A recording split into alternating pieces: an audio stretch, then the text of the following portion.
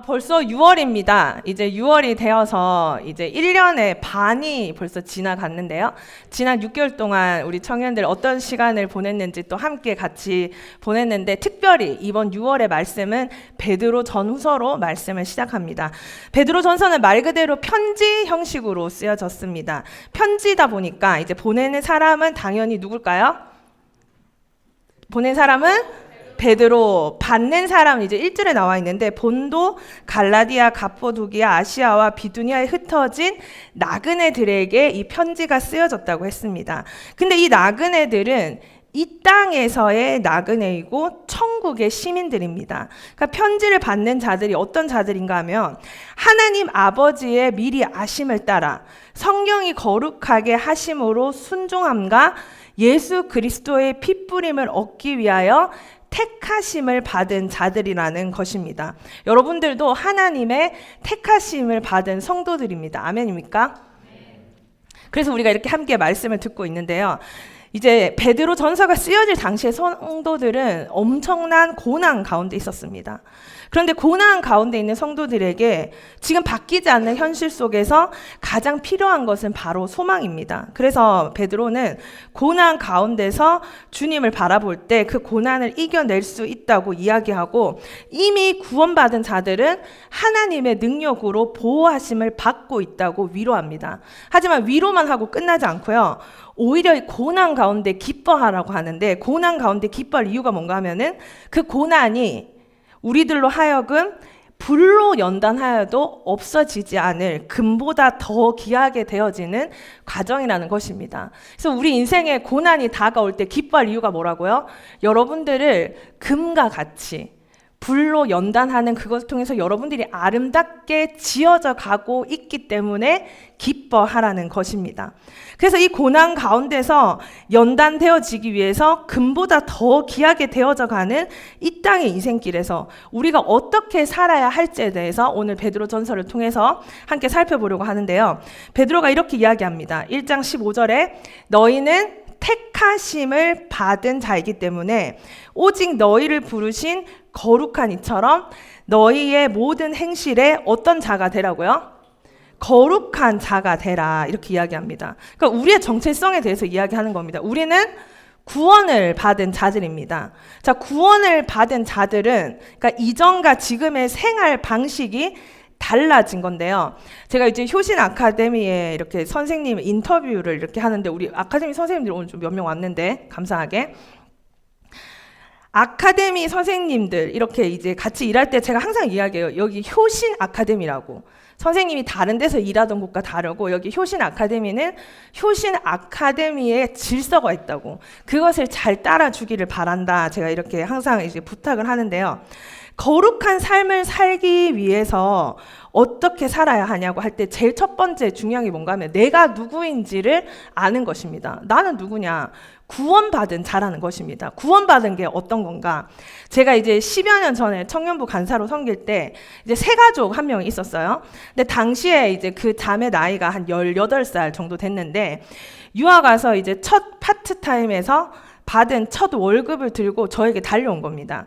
그래서 첫 월급 받아서 간사님 밥 사주고 싶어서 이제 찾아왔다면서 짜장면과 탕수육 세트를 사줬는데요. 사실 그 자매에게 그 돈이 정말 전부일 수 있었거든요. 그래서 미국에, 저 집에서 먹었는데 미국에 혼자 유학 와가지고 또 룸메이트로 살고, 나이도 얼마나 어렸어요. 하고 싶은 것도 많을 텐데 자기 좀 챙겨줬다고 간사님에게 그 첫 월급을 가지고 와서 밥을 사주던 그 얼굴을 저는 잊을 수가 없습니다. 그래서 저는 제가 미국 와서 처음 먹은 짜장면과 탕수육이 그 자매가 사준 거였는데요. 제가 마음속으로 그때 결심을 했어요. 진짜 너 내가 끝까지 간다.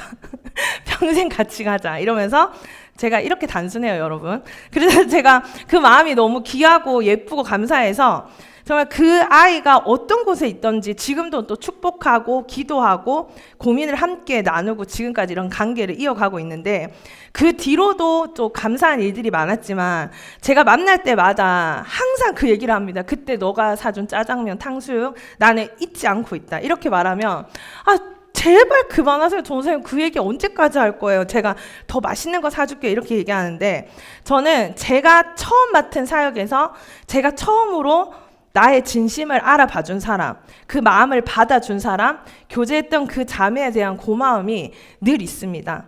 그러니까 내가 어떤 존재인지를 생각할 때 난 이걸 좋아해, 난 저걸 좋아해 보다 더 중요한 자아 정체성이 뭔가 하면은 내가 지금 어떻게 존재하냐를 생각해 보는 것입니다.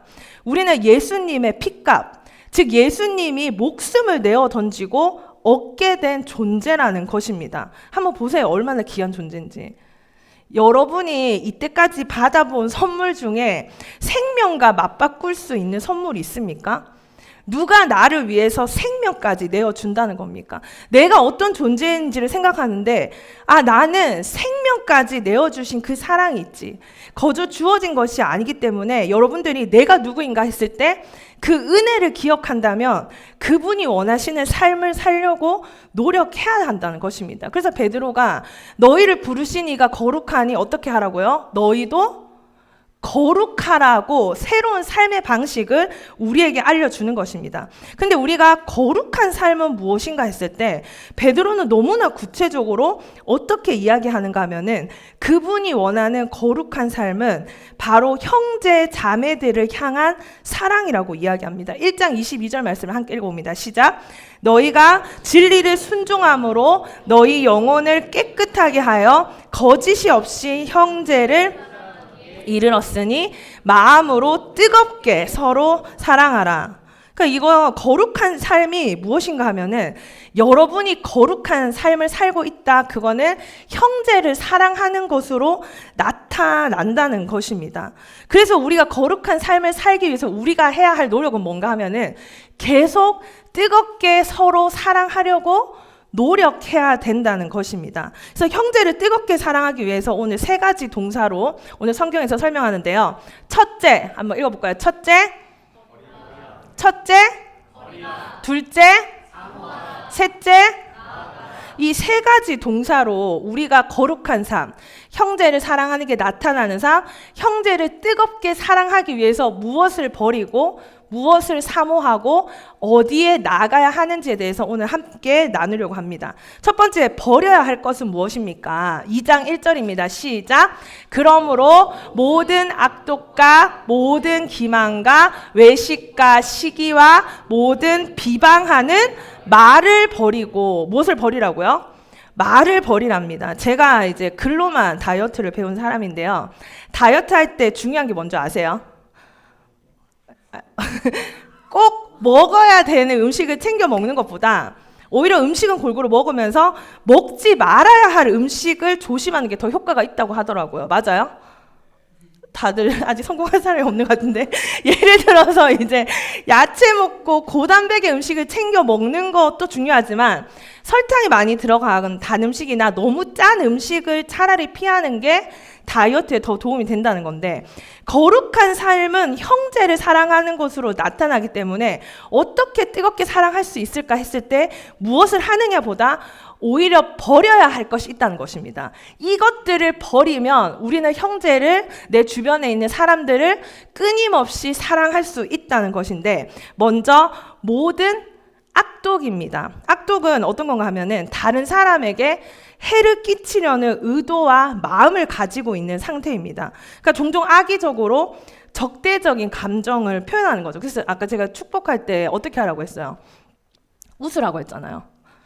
그리고 서로 격려하는 말을 해주라고 했잖아요. 근데 우리가 이렇게 싫어하는 사람이 있으면 일부러 이렇게, 저도 이제 남편이 싫으면은 이렇게 악의를 가지고 막 나쁘게 막 이렇게 인사하고 그렇게 하는데, 그 공동체 와서, 교회 안에 와서 그렇게 하지 말라는 거예요. 버리라는 거예요. 그런 마음을 버리라는 겁니다. 또 이게 어떤 건가 하면은 제가 계속 단어 뜻을 공부해 보니까요. 그 사실이 알려지면 곤란해진다는 것을 알면서도 굳이 말하고 소문을 퍼뜨리고 모든 일들을 이야기하는 것도 여기에 포함된다는 것입니다. 서로의 비밀을, 서로의 곤란한 상황들을, 서로의 과거를 굳이 얘기하지 않아도 되는데 그 이야기하는 그런 것들을 이야기하는 거죠. 두 번째도 비슷한데 모든 기만을 버리라고 합니다. 기만은 뭔가 하면은 작정한 거짓말입니다. 거짓말이라는 것입니다. 상대방을 어렵게 만들기 위해서 내가 작정하고 거짓말을 한다는 거죠. 또 외식은 무엇입니까? 예수님께서 성경에서 자주 꾸짖을 때 사용하신 말인데요. 진실되지 않은 마음 상태를 버리라는 것입니다. 겉과 속이 다른 그것을 버리라는 거죠. 자, 시기는 무엇입니까? 빗나간 질투입니다. 그리고 마지막으로 모든 어떤 말을요? 비방하는 말을 버려라. 사실이든 꾸민 이야기든 뒤에서 다른 사람을 향한 험담을 하는 것을 버려야 합니다. 깎아내릴 목적으로 나쁜 점을 들춰내는 것을 버려야 한다는 것입니다. 좋지 않은 모습만을 강조해서 부정적인 말을 하는 것을 버려야 합니다. 그 사람의 가치를 떨어뜨릴 목적으로 말을 하는 것을 버려야 합니다. 우리의 관계 속에서 우리의 모임이나 우리의 공동체도 마찬가지입니다. 공동체 안에서 부정적인 이야기를 하는 사람들이 있을 수 있습니다. 자기 생각이라고 자기가 느끼는 대로 말하는 사람들이 있는데요. 이 5가지의 공통점이 뭔지 아십니까? 바로 관계를 깨뜨린다는 것입니다. 형제를 사랑하지 못하게 하는 것들이라는 것입니다. 그래서 우리를 부르신 이가 거룩하니 너희도 거룩하라는 하나님의 진리의 말씀을 따르지 않는 게 된다는 것입니다. 그래서 우리는 지금 여기서 이야기한 모든 것들을 버려야 하는데요. 하나님의 자녀이기 때문에 버려야 된다는 것입니다. 그런데 우리는 이것들이 이 5가지가 해당되지 않는 분들이 있을까요? 이것들을 읽으면서 나에게도 이런 부분들이 있었는데, 그러니까 이런 것들은 한 번에 없어지는 게 아니라는 겁니다. 한 번에 기도한다고 말씀 본다고 없어지는 것이 아니라 이런 마음들이 우리 안에 올라올 때마다 어떻게 하라고요? 버려야지. 버리려고 애를 써야 한다는 것입니다.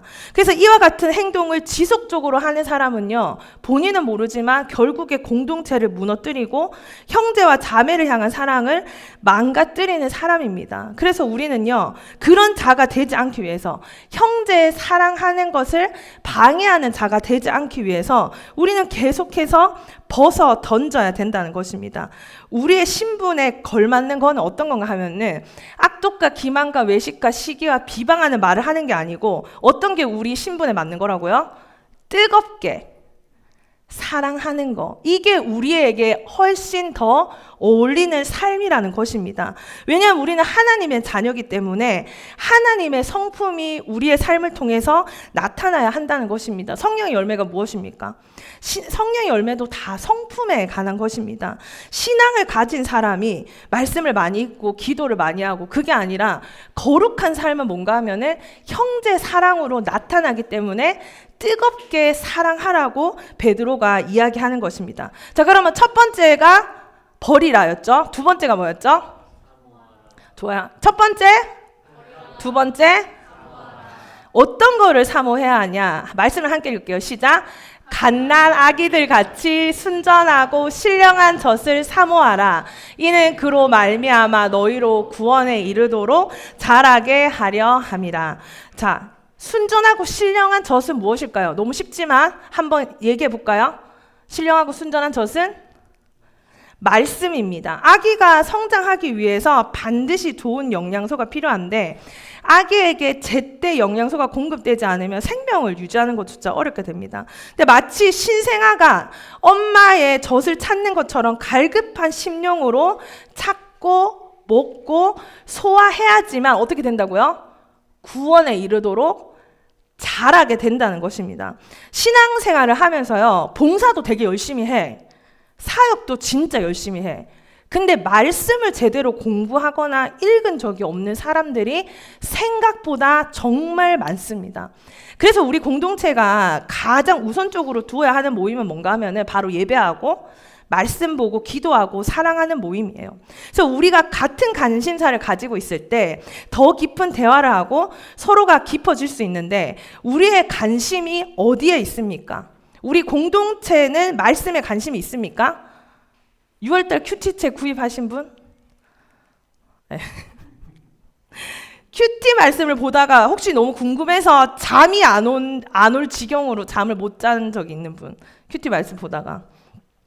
아니면 리더들한테 연락하신 분 있을까요? 이제 우리 리더들 중에 한 명은 성경 읽다가 저한테 항상 연락을 해요. 전사님, 이게 도대체 무슨 이야기입니까? 이게 어떤 것입니까? 아니, 리더들 쳐다보지 말고요. 그런 거 좀 물어보지 좀 마세요. 자, 금요일에 뭐 먹는지는 궁금해해도 금요일에 뭘 배우는지는, 이건 저만의 착각일까요?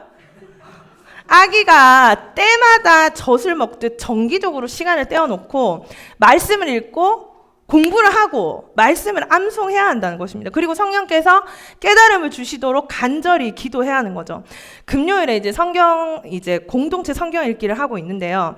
좀 더 많이 나왔으면 좋겠어요. 제가 말씀을 가르쳐 주고 또 제가 말씀을 나누게 하잖아요. 소그룹 때도 계속 나누라고 하는데 이제 이거를 많이 부담스러워 한다는 것도 제가 알고 있어요. 제가 모르는 게 아닌데, 제가 여러분들이 말씀을 잘 들었나 안 들었나 확인하려는 게 아니에요. 제가 왜 나누라고 하는 줄 아세요? 도대체 무슨 생각을 할까? 이게 궁금해서도 아니고, 여러분이 말씀을 자신의 삶과 연결시켜서 하나라도 가져가기를 원해서 제가 나누라고 하는 겁니다. 왜냐하면 제가 한 말들은요, 결국에 여러분들이 어떻게 되는 줄 아세요? 제가 한 말은 다 잊어요. 그리고 여러분은 여러분이 한 말만 기억하는 것입니다. 제가 이걸 무슨 심리학 책에서 이렇게 이 글들을 봤는데요.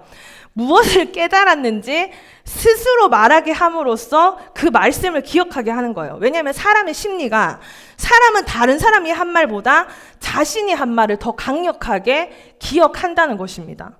그리고 이제 이 내용이요, 자신 안에서 해석되어지고 그 정보를 재구성하는 과정을 통해서 더 잘 기억하게 된대요. 그리고 마지막으로 자기 중심적으로 사고하는 경향이 사람에게 있어서요, 자신의 사건과 연결시켜서 말씀을 보면은 그거를 다 잘 기억한다니까. 그래서 제가 심리학적으로 여러분들에게 접근을 하는 거예요. 나눠라.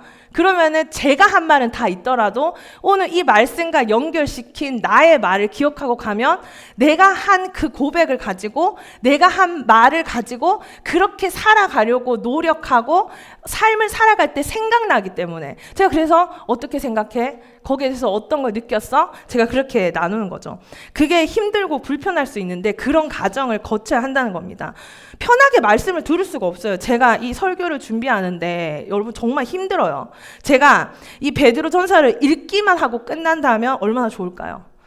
1절에서 5절까지 읽고 끝나면 좋은데, 우리 공동체에 가장 필요한 말씀으로 저는 다시 재해석하고요, 적용하고 이런 과정들을 통해서 저도 더 깊이 이 말씀을 이해하고 제 삶에 적용하면서 이 말씀이 나의 삶 가운데 역동적으로 살아나도록 하는 이 과정이 너무나 고통스럽지만, 이 과정 없이는 저는 그냥 이제 AI 챗 GPT가 적어주는 설교와 다를 게 뭐가 있겠어요. 제가 챗 GPT에 베드로전서 2장 1절과 5절 말씀을 가지고 교회에 대해서 설교문을 작성해줘, 이거를 제가 어제 입력을 이렇게 했거든요.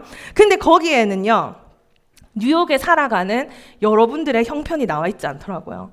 뉴욕의 한인교회 청년들이 영적으로 스트럭을 하고 있는 그런 게 나와 있지 않더라는 것입니다. 그래서 저는요, 이 말씀을 읽고 어떻게 지금 이곳에 살아가고 있는 우리 교회에서, 우리 공동체에서 살아가고 있는 여러분들이 이 말씀을 자신의 삶에서 적용하고 생각하고 이것을 소화시킬 수 있을까를 연구하고 저도 이 자리에 나온다는 것입니다.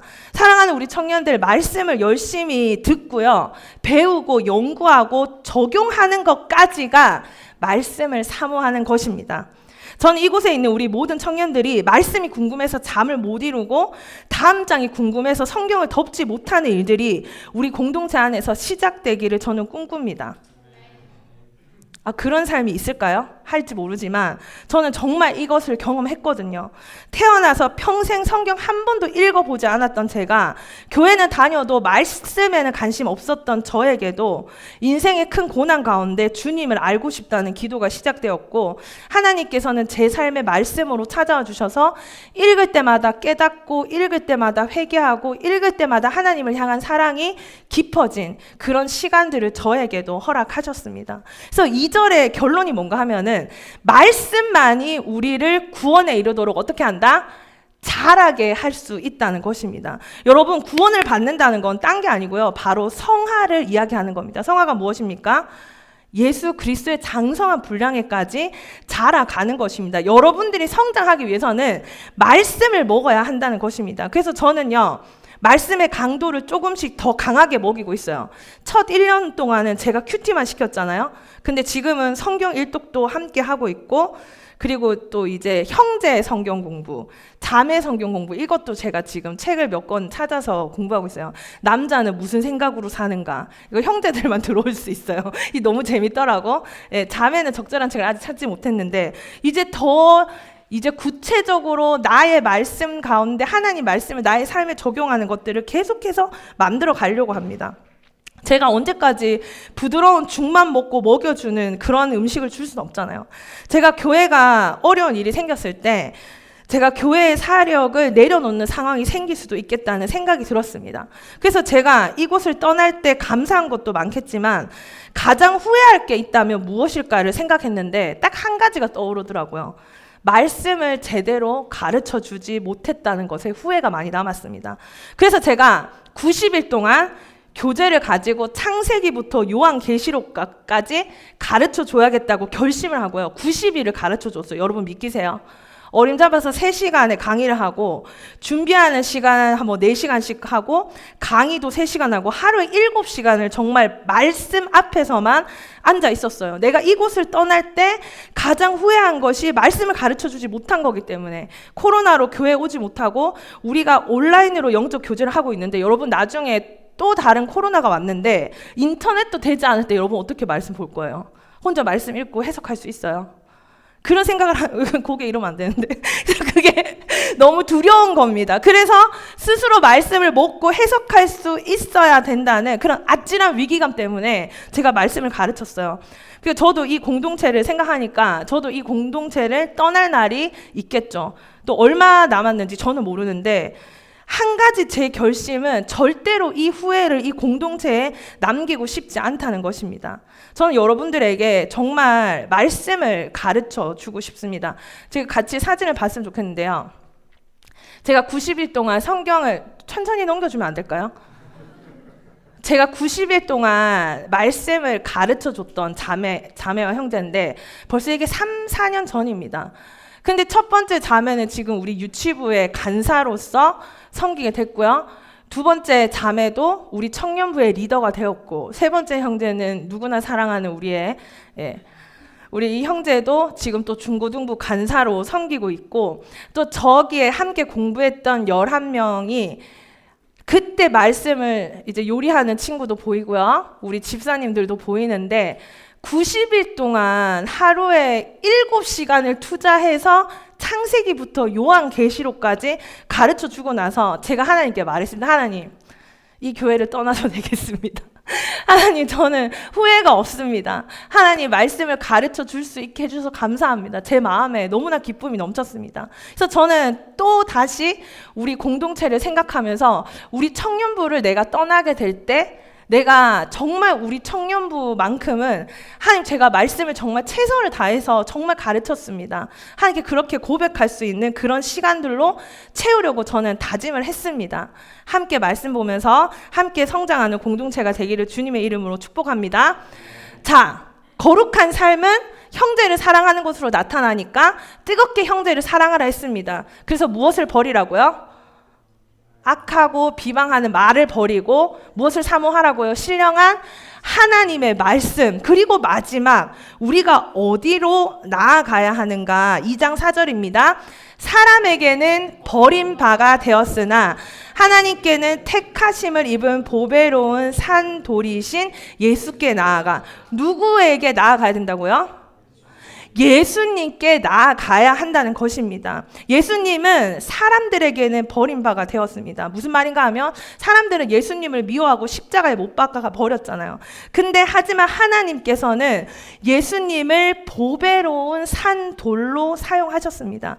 그래서 산돌, 리빙스톤이신 예수님께 나아가는 자들은 5절입니다. 함께 읽습니다. 너희도 산돌같이 신령한 집으로 세워지고 예수 그리스도로 말미암아 하나님이 기쁘게 받으실 신령한 제사를 드리 거룩한 제사장이 될지니라. 산돌이신 예수님께 나아가는 자들은요, 어떻게 돼요? 살아있는 돌들이 되어서, 그 PPT 한번 보여줄래요? 산돌이신 예수님께 나아가는 자들은 우리도 살아있는 돌들이 되어서 우리 한 사람 한 사람은 그리스도의 몸된 교회의 한 부분이 되어서 함께 영적인 집으로 세워지고 하나님께서 기뻐하시는 제사를 드리는 거룩한 제사장이 되어야 한다는 것입니다. 우리 에베소서 2장에도 이와 같은 말씀이 있는데요. 20절 말씀 함께 읽어볼게요. 너희는 사도들과 선지자들의 터 위에 세우심을 입은 자라. 그리스도 예수께서 친히 모퉁이 돌이 되셨느니라. 그의, 또 읽을게요. 21절. 그의 안에서 건물마다 서로 연결하여 주 안에서 성전이 되어 가고. 건물마다 뭐예요? 우리 한 사람 한 사람도 성전인데 이 성전과 성전이 모아져서도 하나님의 집인 성전을 이루어 간다는 것. 우리는 서로 연결되어져 간다는 것입니다. 22절입니다. 너희도 성령 안에서 하나님이 거하실 처소가 되기 위하여 그리스도 예수 안에서 함께 지어져 가느니라. 아멘. 모퉁이 돌 대신 예수님께 계속해서 나아가는 자들은 어떻게 된다고요? 서로 연결이 된대요. 서로 연결이 된다는 것입니다. 내가 저 사람, 우리 공동체가 어떻게 하나 될 수 있는 줄 아세요? 우리 다 다르잖아. 다른 성격, 다른 개성을 가지고 있잖아. 근데 어떻게 하나 될 수 있는 줄 아세요? 거룩한 삶을 살기 위해서 형제 사랑, 뜨겁게 사랑할 때, 예수 안에 나아갈 때 우리는 서로 연결이 돼서 함께 지어져 가진다는 것입니다. 그리스도 안에서 함께 지어져 가는 것이 바로 교회라는 것입니다. 그렇다면 우리가 왜 이 공동체에 묶어졌는지 해답이 나왔습니다. 우리가 왜 공동체로 묶어졌습니까? 우리 모두는 개인도 성전이 되지만 공동체도 함께 성전으로 지어져 가기 위해서 하나님이 우리를 만나게 해주셨다는 것입니다. 그리스도 안에서 너는 코가 되고, 너는 발가락이 되고, 너는 손가락이 되고, 허리가 되고, 한 명 한 명이 그 자리에서 그 역할을 감당할 때 우리는 서로 어떻게 돼요? 이어지고 연결되어져서 교회가 되어 간다는 것입니다. 그래서 우리는 함께 신앙생활을 해야 합니다. 우리는 같이 모여야 돼요. 이 질문은 때로는 공동체 안에서 상처받았던 사람들, 공동체 안에서 실망한 사람들이 끊임없이 질문하는 어려운 문제가 될 것입니다. 하지만 왜 공동체로 모여야 하냐면 베드로가 아주 간단하게 말하는데 거룩한 삶은 형제를 뜨겁게 사랑하는 것이기 때문입니다. 모여 있어야 사랑을 하죠. 뜨겁게 사랑하기 위해서 우리는요, 혼란을 일으키고 질서를 어지럽히는 시기, 질투, 원망, 분쟁을 버려야 한다는 것입니다. 형제를 뜨겁게 사랑하기 위해서 첫째, 버려라. 둘째, 사모해라. 셋째, 그리스도께 나아가라. 이것이 거룩한 삶이라는 것입니다. 특별히 2024년 일어나 다시 세우라는 주제로 우리 목사님께서 매주 말씀을 전해주고 계시는데요. 느헤미야 말씀을 통해서 우리가 보는 것이 공동체는 세우는 자가 있으면 허무는 자가 있다는 것입니다. 근데 허무는 자들은 실력이 문제가 아닙니다. 성품의 문제가 있는 것이라는 것입니다. 첫 마디부터 따뜻한 교회, 효신교회 이제 홈페이지 들어가서 클릭하시면 보실 수 있고요. 여러분이 사용하는 그 말 한마디로 여러분의 정체성을 보여주는 것입니다. 교회는 영적인 집입니다. 우리는 그 안에서 하나님의 가족으로 살아가는 거죠. 히브리서 10장 24절 25절 말씀 함께 읽어보겠습니다. 시작. 서로 돌아보아 사랑과 선행을 격려하며. 자, 우리는 격려합니까? 사랑과 선행을 격려하고 있습니까? 제가 우리 인스타에 이렇게 뭘 올리잖아요. 그럼 좋아요 좀 눌러주세요. 우리 리더들이 열심히 만든 걸 좀 격려 좀 해주세요.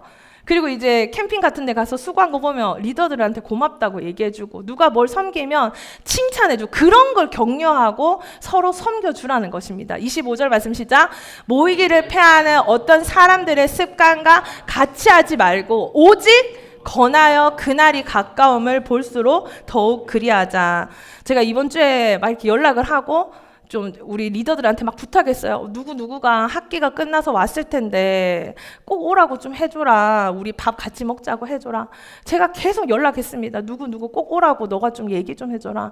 그리고 이제 어떤 형제는 제가 2달 전에 카톡을 보냈는데 2달 동안 대답을 안 하더라고요. 그래서 제가 또 갑자기 카톡을 보냈습니다. 혹시 나를 차단했니? 이렇게 보내니까 바로 차단한 건 아니었고 너무 바빴습니다 이러면서 오늘 또 얼굴을 보여줘서 너무 감사하고요. 계속 저는 권할 거예요. 계속 권할 거예요. 같이 모이자고.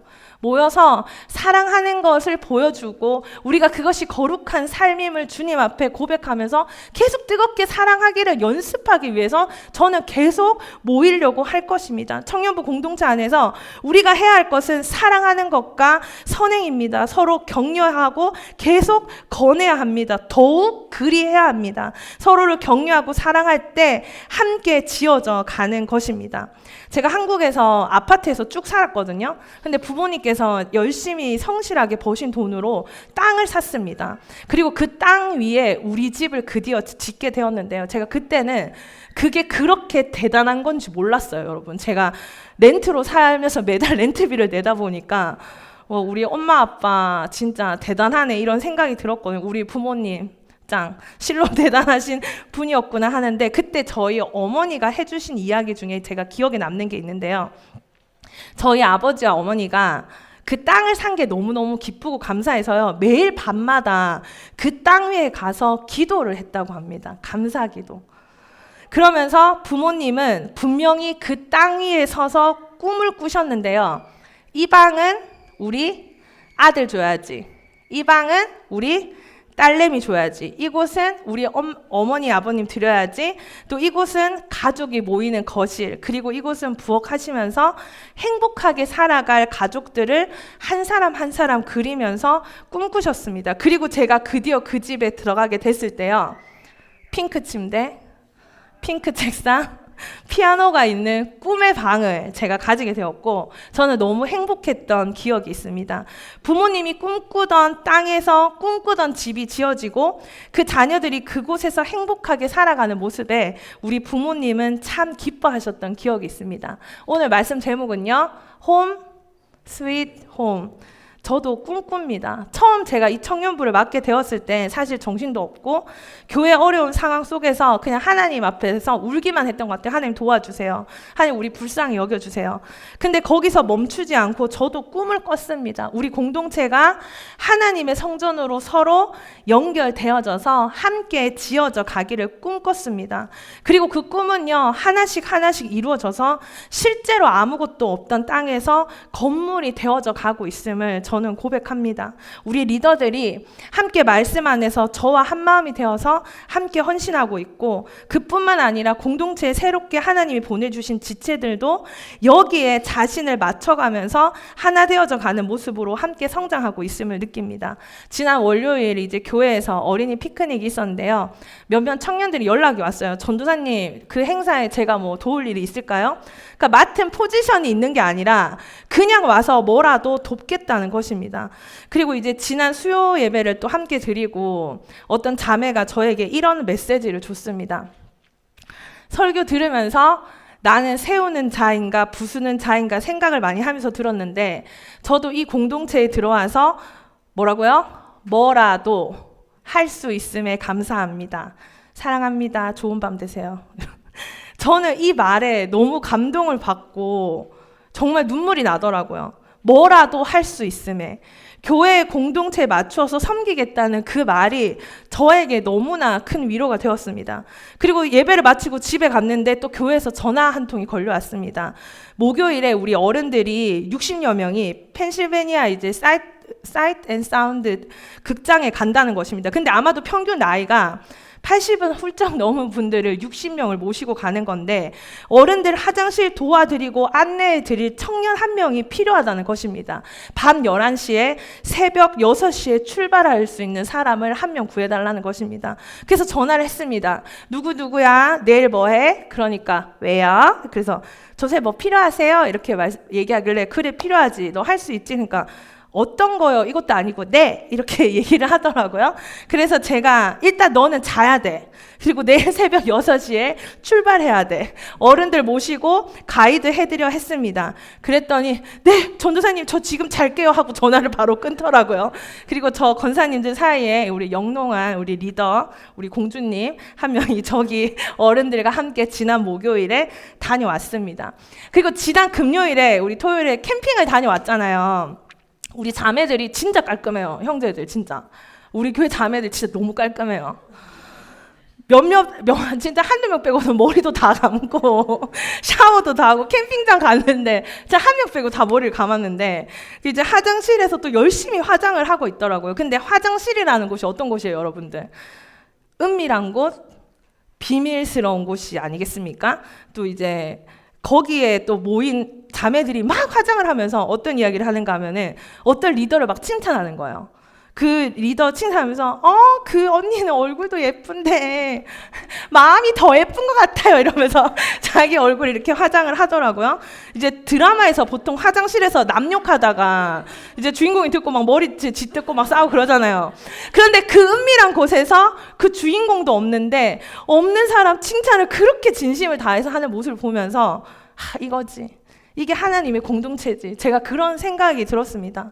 우리가 왜 하나가 될 수 있습니까? 자신의 생각과 자신이 원하는 것을 내세우면 하나가 될 수 없습니다. 말씀을 사모하고 말씀의 뜻에 맞춰서 살아가려고 하는 사람들만이 하나가 될 수 있다는 것입니다.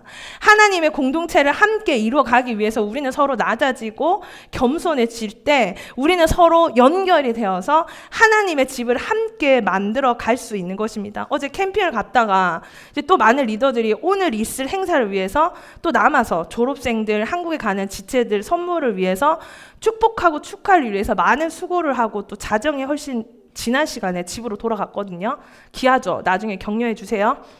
근데 그 중에 한 명이 뭘 자르다가 자르지 말아야 할 것을 잘랐습니다. 바로 자신의 손가락입니다. 일단 손가락을 봤는데 제가 잘 못 보는데 확인을 했어요. 얼마나 다쳤는지. 근데 너무 많이 깊이 베었더라고요. 그래서 이제 사모님께 연락을 해서 간호사셨으니까 어떠냐. 그러니까 사모님이 병원에 가는 게 좋겠다라고 말씀하셔서 12시에 응급실에 가서 오늘 아침 7시에 병원에서 나왔습니다. 이제 스티치를 하고 교회에 이제 돌아와서 저도 같이 이제 리더 한 명이랑 같이 있다가 집으로 돌아갔는데 제가 그 형제를 기다리면서 제가 그런 생각이 들었습니다. 그 지체가 피를 흘리시는데 저한테 미안해 하더라고요. 전사님 걱정 끼쳐서 미안하다고. 그리고 우리 공동체를 위해서, 교회를 위해서, 하나님 나라를 위해서 이제 땀 흘리고 눈물 흘리고 수고한 한 사람 한 사람의 얼굴이 또 스쳐 지나가더라고요. 그리고 이제 말씀을 마무리하는데 너에게 맡긴 저 청년들도 저렇게까지 수고하는데 너는 이 공동체를 위해서 피 흘리기까지 순종했느냐라고 묻는 것 같았습니다. 저는 이 앞까지는 우리 청년들이 이렇게 돼야 되는데 이렇게 돼야 되는데 라는 생각으로 말씀을 신나게 적었어요. 근데 마지막에 하나님이 나에게 물었을 때는 나도 대답하기가 힘들더라고요. 내가 피 흘리기까지 겸손했나? 내가 피 흘리기까지 죄와 싸웠나? 저도 이 공동체 안에서 알맞은 자가 되기 위해서, 들어맞는 자가 되기 위해서 저 또한 훈련받고 저 또한 버려야 되고 저도 사모해야 되고 저도 예수님께 나아가야 한다는 것을 다시 한번 하나님께 고백하면서 주님 제가 피 흘리기까지 이것을 위해서 싸우겠습니다 라고 고백했습니다. 그리고 예수님 안에서 여러분을 통해서 그리고 여러분과 함께 지어져 가고 있음에 너무 감사했습니다. 제가 20대에 이제 교사로 헌신하면서 자주 불렀던 찬양이 있는데요. 아름다운 꿈이라는 찬양입니다. 이 찬양의 가사가 주님 나에겐 꿈이 있어요. 아이들 눈 속에서 당신 모습 보기 원해요. 비록 지금은 장난감이 전부라고 생각하지만 언젠가 당신 바라보며 모든 걸 버리겠죠. 이게 벌스인데 후렴이 이런 거예요. 이 아이들에게 하나님 나라가 주어지는 그날에는 내 나이 많아 힘없을지라도 내 꿈이 현실로 되었기에, 이런 찬양이거든요. 그래서 항상 20살인데 이 찬양을 불렀어요. 내가 나이 많아 힘 없어질지라도 이 아이들이 하나님을 볼 수 있는 그런 아이들로 자라가게 해달라고 이 노래를 부르면서 제가 찬양하면서 교사를 했는데, 또 2절의 벌스가 이거예요. 주님, 나에겐 꿈이 있어요. 당신 앞에 서게 되는 그날에 이 아이들이 나의 증인 되어주는 그런 아름다운 꿈.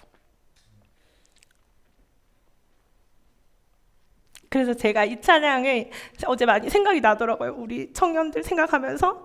그래서 저도 우리 공동체가 그런 하나님의 집으로 세워지기를 꿈꾸고요. 제가 천국에 갔을 때 여러분이 나의 증인이 되어주는 그런 아름다운 꿈을 꾸게 되었습니다.